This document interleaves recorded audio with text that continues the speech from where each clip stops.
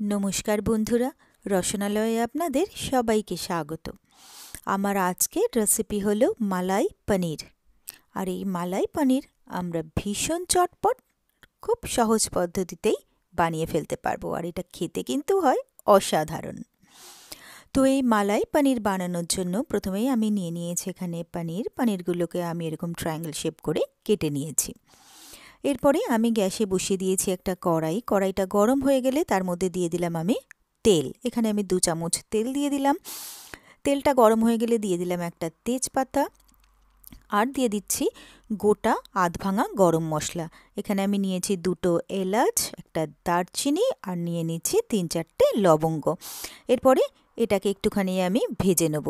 तो एटा भाजते भाजते बेश सुंदर एकटा गन्ध बेरिये गेছে। एरपरे आमी एर मধ্যে दिए दिচ্ছি आदा बाटा।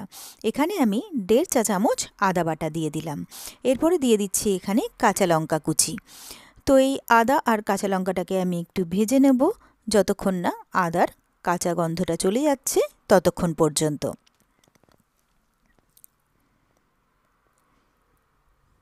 তো আদাটা আমার ভাজা হয়ে গেছে। এরপরে আমি এখানে দিয়ে দিচ্ছি জিরের গুঁড়ো। এখানে আমি 1 চা চামচ জিরের গুঁড়ো দিয়ে দিলাম।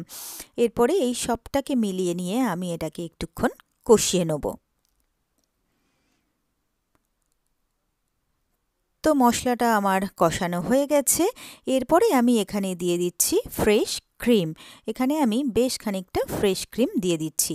আর যদি আপনাদের ঘরে তৈরি মালাই থাকে সেটাও কিন্তু আপনারা ব্যবহার করতে পারেন। এরপরে এই ফ্রেশ ক্রিমটাকে সব কিছুর সাথে মিশিয়ে নিয়ে এটাকে একটুক্ষণ আমি নেড়ে চেড়ে রান্না করে নেব। এরপরে আমি এর মধ্যে দিয়ে দিচ্ছি বাদামের গুঁড়ো। আমি এখানে আমন্ড বাদামের গুঁড়ো নিয়েছি। এখানে আমি দিয়ে দিলাম 2 টেবিল চামচ আমন্ড বাদামের গুঁড়ো।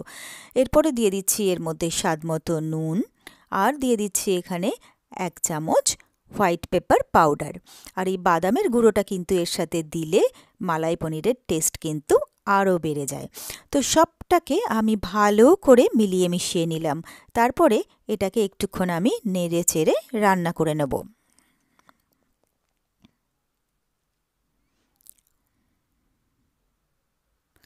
এরপরে যে পনিরগুলো আমি কেটে রেখেছিলাম সেই পনিরগুলো আমি এর মধ্যে দিয়ে দিলাম। এরপরে পনিরটাকে এই সব কিছুর সাথে ভালো করে মিলিয়ে মিশিয়ে নিচ্ছি।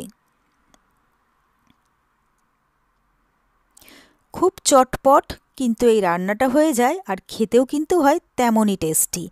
তো এটা সব কিছুর সাথে আমি পনিরটাকে খুব ভালো করে মিলিয়ে মিশিয়ে নিলাম। এরপরে আমি এখানে দিয়ে দিচ্ছি দুধ।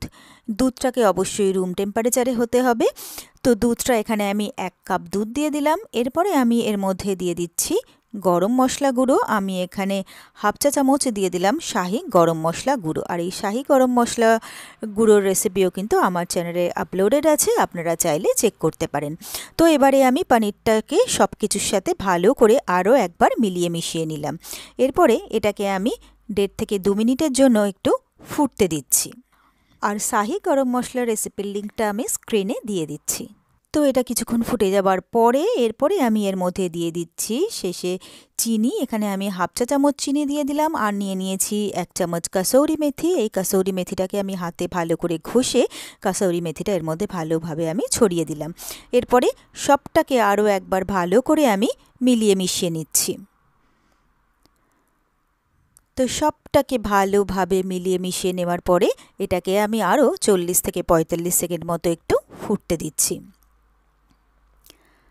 তো এটা প্রায় আমার 40-45 সেকেন্ড ফুটে গেছে। এর থেকে বেশ সুন্দর একটা অ্যারোমাও আসছে আর মালাই পনির কিন্তু আমার একদম রেডি হয়ে গেছে। এরপরে আমি গ্যাসটাকে বন্ধ করে দিলাম। এরপরে আমি নিয়ে নিয়েছি একটা সার্ভিং প্লেট। তো গরম গরম মালাই পনির আমি সার্ভিং প্লেটে তুলে নিচ্ছি। রুটি, পরোটা, লুচি তো বটেই, পোলাওয়ের সাথেও কিন্তু এটা খেতে দুর্দান্ত লাগবে। তো এরপরে এটাকে আমি সুন্দর করে সার্ভ করে দিলাম। তো ব্যাস তৈরি হয়ে গেল আমার খুব সহজে আর খুবই চটপট দারুণ টেস্টি মালাই পনির। আর আমার এই রেসিপিটা যদি আপনাদের ভালো লেগে থাকে তাহলে আপনারাও বাড়িতে ঠিক এইভাবে একবার ট্রাই করে দেখবেন। আশা করি আপনাদেরও ভীষণ ভীষণ ভালো লাগবে। আর আমার রেসিপিগুলো যদি আপনাদের ভালো লেগে থাকে তাহলে প্লিজ আমার ভিডিওগুলোতে লাইক ও কমেন্টস করবেন। আর আমার চ্যানেলটা যদি নতুন চেক করতে থাকেন তাহলে প্লিজ আমার চ্যানেলটাকে সাবস্ক্রাইব করবেন আর পাশে থাকা বেল আইকনটা প্রেস করে দেবেন।